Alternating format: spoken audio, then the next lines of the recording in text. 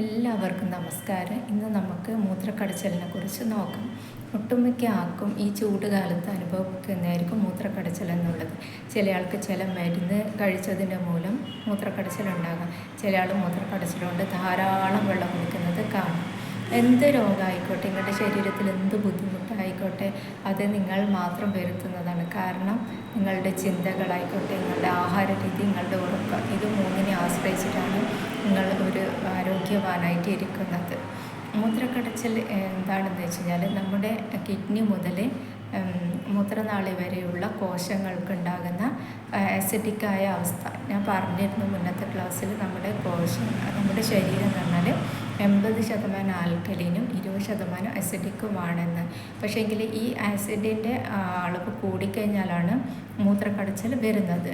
ഇവിടെയുള്ള വേസ്റ്റിനെ പുറന്തള്ളാൻ വേണ്ടിയിട്ട്, ഇപ്പോൾ അസിഡിക് ആയിട്ടുണ്ടെങ്കിൽ അവിടുത്തെ കോശങ്ങൾ നശിച്ചു പോകും.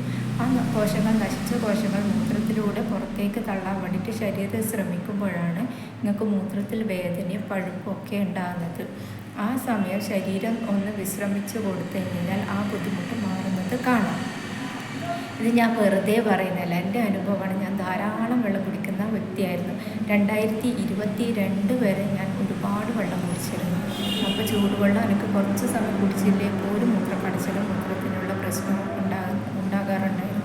പക്ഷേ അക്യുപഞ്ചറിൽ വന്നതിന് ശേഷം ദാഹിക്കുമ്പോൾ പച്ചവെള്ളം മാത്രം, അത് വളരെ കുറഞ്ഞ അളവിൽ കുടിക്കുമ്പോഴത്തേക്ക് അങ്ങനത്തെ മൂത്രക്കടച്ചിൽ എന്നുള്ളൊരു പ്രോബ്ലമേ ഇല്ലാണ്ടായി എൻ്റെ ലൈഫിൽ.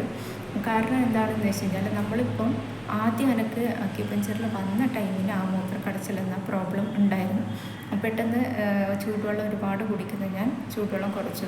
അപ്പം ഞാൻ അക്യുപഞ്ചറിസ്റ്റിനോട് ചോദിച്ചപ്പോൾ പറഞ്ഞത്, അവിടെയുള്ള വേസ്റ്റ് പുറന്തള്ളാനാണ്, നിങ്ങളൊന്ന് ക്ഷമിച്ചിരുന്നാൽ ആ ഒരു വേദന പോകുന്നത് കാണാം. ശരിയാണ്, 3-4 മിനിറ്റ് കഴിയുമ്പോഴത്തേക്ക് ആ മൂത്രക്കടച്ചിലിനുള്ള വേദന പോയി. പിന്നെ ലൈഫിൽ ഇതുവരെയും ഇപ്പോൾ 2022 ഞാൻ കാണിച്ചതാണ്.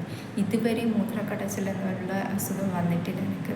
പക്ഷേ ഒത്തിരി വെള്ളമാകെ ഒരു ഗ്ലാസ്സോ ചിലപ്പം അത്രയും പോലും ഞാൻ കുടിക്കാറില്ല. വെള്ളം വളരെ കുറച്ചായിട്ട് ദാഹിക്കുന്നത് മാത്രമേ വെള്ളം കുടിക്കാറുള്ളൂ.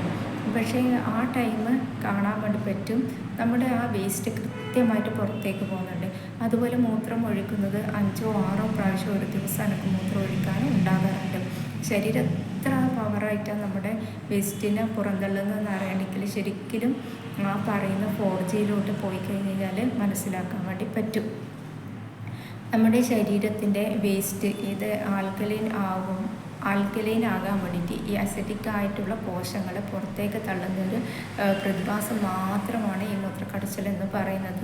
ഇപ്പോൾ നിങ്ങൾ ഭക്ഷണത്തിൽ കൂടെ ആസിഡിക്കായ ഭക്ഷണങ്ങൾ കൂടുതൽ ശരീരത്തിന് കൊടുത്താലും ആ വേസ്റ്റ് പുറന്തള്ളാനുണ്ടാവും. അതുപോലെ തന്നെ നിങ്ങൾ നോക്കേണ്ടതാണ് മാനസികമായിട്ടുള്ള വേസ്റ്റുകൾ, മാനസികമായിട്ടുള്ള സ്ട്രെസ്സുകൾ, അതടങ്ങിയ കെമിക്കൽ ഹോർമോൺസ് ഉണ്ടാവും. അതും പുറന്തള്ളാൻ വേണ്ടിയിട്ട് മൂത്രക്കടച്ചിൽ ആ ടൈം ഉണ്ടാവും. നമ്മൾ സാധാരണ മൂത്രം എടുത്ത് പരിശോധിക്കുമ്പോൾ, കൾച്ചർ ചെയ്ത് പരിശോധിക്കുമ്പോൾ അവിടെ കുറച്ച് ഫംഗസോ ബാക്ടീരിയ അങ്ങനത്തെ കാണുന്നുണ്ട്. അപ്പോൾ എന്ത് ചെയ്യും, നമ്മൾ പറയും അത് രോഗമെന്ന് പറഞ്ഞിട്ട് അവിടെ ആൻറ്റിബയോട്ടിക് കൊടുത്ത് ഇതാക്കും.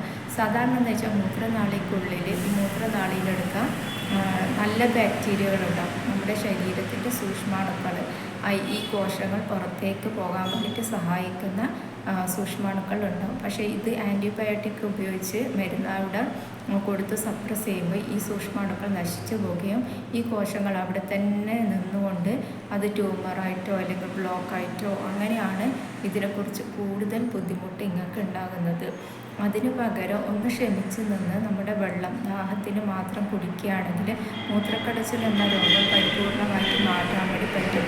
നിങ്ങളൊരു അക്യുപഞ്ചറിസ്റ്റിൻ്റെ അടുക്ക വന്നിട്ട് മൂത്രത്തിൽ എന്തായിരിക്കട്ടെ ബേണിങ് സെൻസ് അവിടെ ഒരു പുകച്ചിൽ പോലെയാണോ, അല്ലെങ്കിൽ കൂടെ മൂത്രം ഒഴിക്കുന്ന ബുദ്ധിമുട്ടാണോ, നിങ്ങൾക്ക് എന്ത് പ്രോബ്ലമാണ്, അതൊരു അക്യുപഞ്ചർ ട്രീറ്റ്മെൻറ്റ് എടുത്ത് അവർ പറയുന്ന 4G എന്ന റൂൾസ് നന്നായി പാലിച്ചാൽ തന്നെ നിങ്ങൾക്ക് മൂത്രക്കടച്ചിൽ നിന്നുള്ള മോചനം കിട്ടും. ഭക്ഷണം ശരിയായി നല്ല ഭക്ഷണം, അത് നാച്ചുറലായിട്ട് കിട്ടുന്ന ഭക്ഷണം കഴിക്കുക, വിശപ്പിനനുസരിച്ച് കഴിക്കുക. അതുപോലെ തന്നെ ദാഹമുള്ളപ്പോൾ മാത്രം വെള്ളം കുടിക്കൊണ്ട് മൂത്രക്കടച്ചിൽ വെച്ചിട്ട് ഒരുപാട് വെള്ളം കുടിക്കാതിരിക്കുക. ആ ഒരു പുകച്ചൽ കഴിഞ്ഞാൽ നിങ്ങൾക്ക് പിന്നെ മൂത്രക്കടച്ചിൽ എന്നുള്ള അവസ്ഥ ഉണ്ടാവില്ല. പിന്നെ അതുപോലെ തന്നെ അന്ന് രാത്രി ഉറക്കം നന്നായി കൊടുക്കുക. മാനസിക സ്ട്രെസ്സ് കുറക്കാൻ വേണ്ടിയിട്ട് ഉറക്കത്തിന് സഹായിക്കാൻ വേണ്ടി പറ്റും. ഇത്തരം കാര്യങ്ങൾ ശ്രദ്ധിച്ചാൽ തന്നെ നിങ്ങൾക്ക് ഇതിന് മൂത്രക്കടച്ചിൽ സംബന്ധമായിട്ടുള്ള ബുദ്ധിമുട്ടുകൾ കുറയുന്നതാണ്. എല്ലാ മരുന്നും നിർത്താൻ തയ്യാറാണെങ്കിൽ തീർച്ചയായിട്ടും ഒരു അക്യുപഞ്ചറിനെ കാണിച്ച് നിങ്ങൾക്ക് ഈ 4G പാലിച്ചുകൊണ്ട് നിന്ന് കഴിഞ്ഞാൽ, അതുപോലെ തന്നെ മാനസിക സ്ട്രെസ്സും കുറച്ച് കഴിഞ്ഞാൽ നിങ്ങൾക്ക് മൂത്രക്കടച്ചൽ എന്നുള്ള ഒരു ബുദ്ധിമുട്ടും ഇല്ലാണ്ട് പോകുന്നത് കാണാം. ശരീരത്തിൻ്റെ സ്വാഭാവികമായിട്ട് പുറന്തള്ളുന്ന പ്രക്രിയക്ക് സഹായിക്കുക. നമുക്ക് നമ്മുടെ എന്താണോ ശരീരം തരുന്ന അറിയിപ്പുകൾ, വിശപ്പാണോ, ദാഹമാണോ, ഉറക്കമാണോ, അതിനനുസരിച്ച് നമ്മളൊന്ന് നിന്ന് കൊടുത്തു കഴിഞ്ഞാൽ നമുക്ക് സ്വാഭാവികമായിട്ട് ഈ മൂത്രക്കടച്ചിൽ ഇല്ലാതെ തന്നെ ജീവിക്കാൻ വേണ്ടി പറ്റും. Okay, thank you.